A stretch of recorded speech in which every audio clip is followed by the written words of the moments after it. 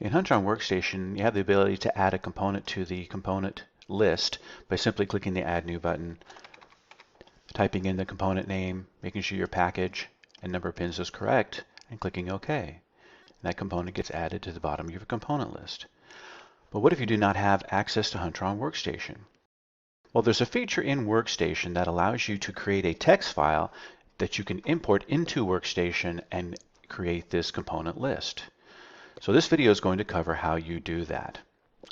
So to start, first go to the Huntron website, huntron.com, go to Support and Training page, scroll to the bottom of that page, and you'll see two links.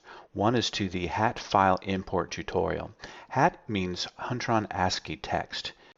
And this is a tutorial that covers the whole process of doing this process. There's also a Huntron HAT file template. This is an Excel template that you can use to create that text file. So let's go through the process of doing this. I happen to have that Excel template open right now, and you'll see three tabs across the bottom: the Import tab, Library Import, and Library. So we'll start by just adding this information manually. The component name, number of pins, package if you desire. We'll put this in as a DIP package. And you also are required to put in the side. So maybe this is a through-hole device. We'll put this on the bottom, all in uppercase. And we'll add a couple more devices. How about you? 4, 16 pins. We'll call that a DIP package as well. Add a surface mount type device. So let's call this one U12. Maybe it's 44 pins. Maybe it's a QFP device. So we'll call it a multi. And then we'll put that one on the top. Let's add one more. How about R1? 2 pins. Call that a probe package.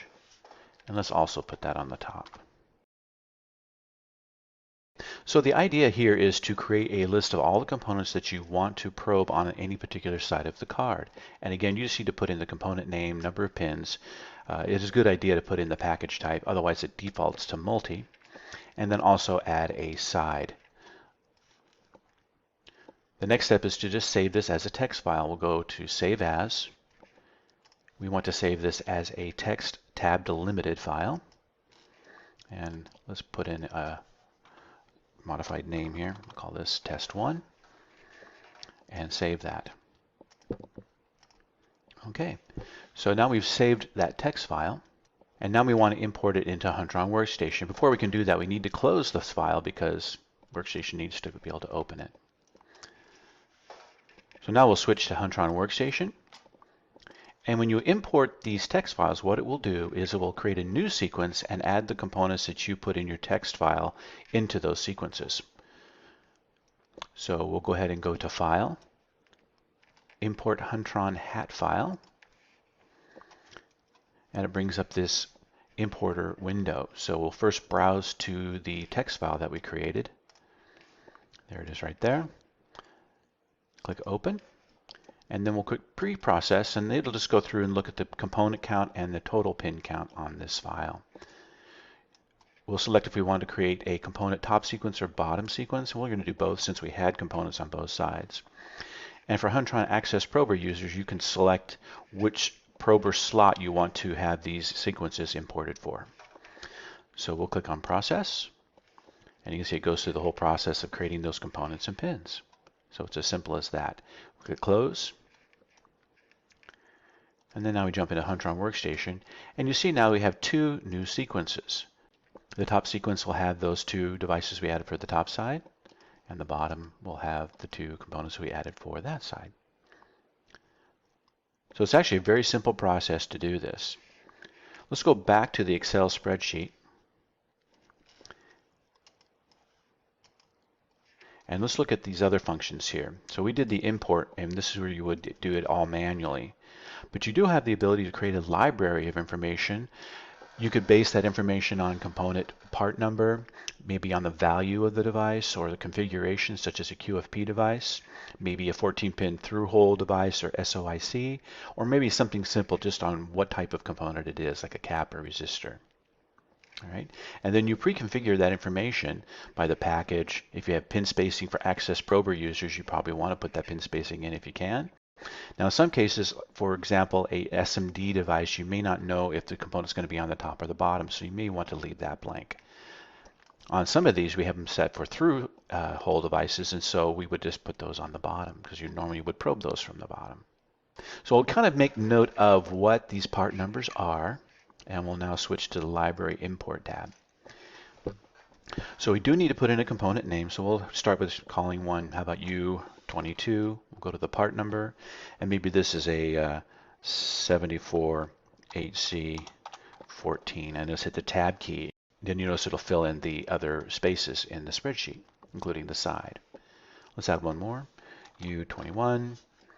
Maybe this is one of the 74HC124 devices. Oops, let's fix that. And you see how it populates that. Let's also maybe add in a more complex device. How about U7? We'll call that a QFP device. So QFP 64 pin and tab. And then one more. How about a resistor R1? And let's call it resistor. And then tab, and you notice it fills in the other things. Now I do have to configure the side for these two, so we'll just go ahead and call those, we'll put those on the top. And then that's it. So again, the idea would be to populate this spreadsheet with all the components that you want to add into a particular sequence. So the same process is used as we did before with the Import tab. We go to File and Save As.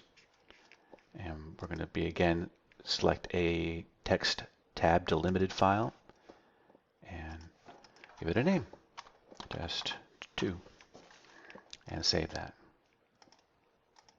So once again, I'll have to close this before I can import it into Huntron Workstation. So we'll go to File, Import Huntron hat file,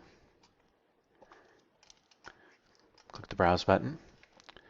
This again is a text file. We'll select the file and click Open. Then pre-process that file. Again, we have 4 components in there. Select the component top sequence and component bottom sequence. So again, we do have parts on both sides, and then click Process. And again, it will create all the pins and components. So we'll close that. Go to Huntron Workstation, and again, you'll see we have 2 new added sequences there, and you can see the components are there for those particular sequences. So the process of using a text file to add components to your tree is actually very simple, and it could be very useful for situations where you may not have access to Huntron Workstation but still want to be able to do the data entry and create this tree information. Please be sure to check out the other videos on the Huntron YouTube channel, and again, thank you for watching.